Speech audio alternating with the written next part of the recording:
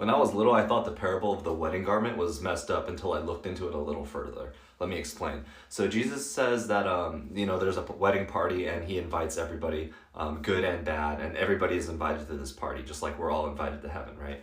And so the party has started, but there's this one person who isn't wearing a wedding garment, and the king, who represents God, calls him out and was like, "Hey, how did you get in here without a wedding garment?" And then he kicks him out. He kicks him out of heaven after the party.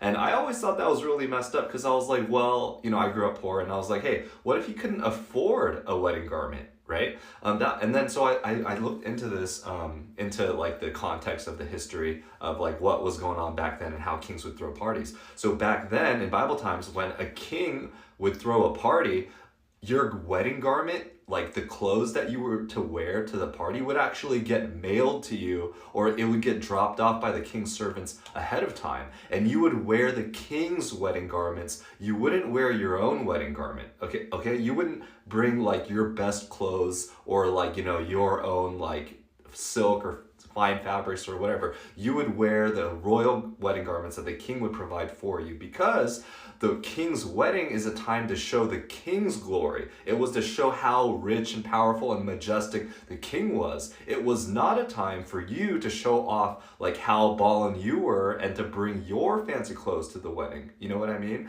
And so I had it twisted when I was a kid. I thought the dude was too poor to wear like the proper attire, but in reality, most likely he was trying to show off his own wealth and his own, majesty, instead of wearing what the king had provided for him. So what this parable is actually saying is that the people who get thrown out of heaven, or the people who get thrown out of the God's wedding party, are those who try to wear their own righteousness and their own good works, right? You're trying to get into heaven saying, hey, look at all the stuff that I've done. Look at all the good I've done. Ha ha ha, look at me. Instead of wearing the robe, the wedding garment that God has given you, which is the righteousness of Christ, right?